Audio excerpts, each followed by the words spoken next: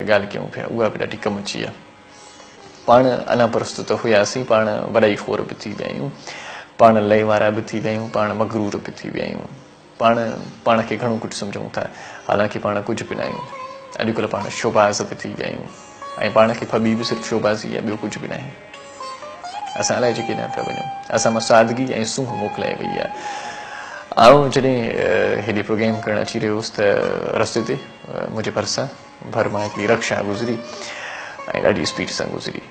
उन रक्षा जे पोयां लिखियलु हुयो हिकिड़ो जुमिलो। उहो जुमिलो पढ़ी करे आउं हैरान बि थियुसि ऐं थोरो खिलियुसि बि सही। जुमिलो लिखियलु हुयो त गौर से मत देखो, ये गाड़ी ख़रीदने की तेरी औकात नहीं।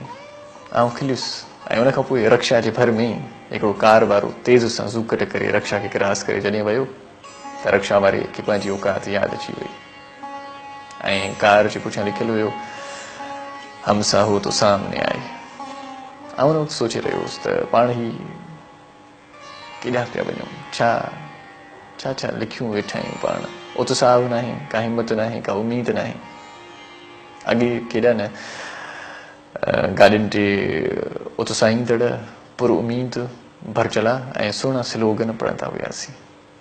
अॻे त गाॾीअ जे पोयां जलण वारे खे बि ॾाढो प्यार सां मुखातिब थिबो हुयो ऐं लिखियलु हूंदो हुयो त जलते क्यों हो प्यारे, ख़ुदा तुम्हें भी देगा।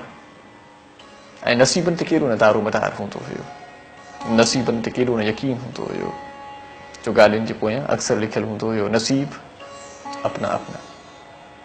ऐं माउ जी चल माउ अमड़े उनजी दुआ खे केॾी न सुहिणी तशबीह ॾेई लिखियो वेंदो हुयो त मां की दुआ जन्नत की हवा। ऐं पाण अक्सर ॾिसंदा हुआसीं ट्रकुनि जे पोयां हिकिड़ी सिट ॾाढी आदत ॾींदी हुई, मन मोहींदी हुई, दिलासो ॾींदी हुई, दिलजाए ॾींदी हुई, सब्र करे वठिबो हुयो उहा सिट पढ़ी करे। ऐं उहा सिट लिखियलु हूंदी हुई फिक्र न कर असां बल आसां। ऐं पोइ कॾहिं कॾहिं इहो बि पढ़ंदा हुआसीं त कॾहिं वलसो कॾणु वलसो सोना सांवला।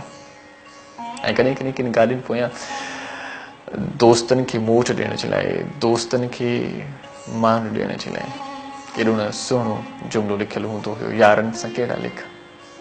हाणे इहे जुमिला केॾा न प्यार वारा आहिनि।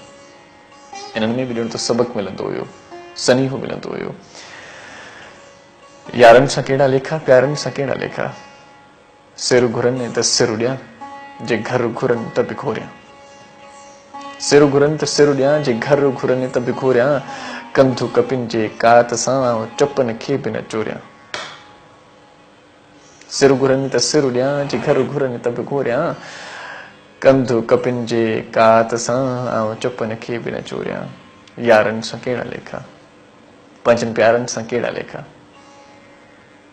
दिलवारनि सां कहिड़ा लेखा, साह जे सहारनि सां कहिड़ा लेखा, अखियुनि जे तारनि सां कहिड़ा लेखा। ऐं कॾहिं कॾहिं ट्रैक्टरुनि ते पढ़ंदा हुआसीं त हिकु ॾींहुं सुहिणा तूं मुंहिंजो सॾाईंदे। सो बहरहाल उहो इश्क मोकिलाए वियो, उहो प्यार, उहे चाहतूं, हल उहे ॾींहं हुया, वो इश्क जो हमसे रूठ गया, ज़ुबैदा ख़ानम खे ॿुधूं था।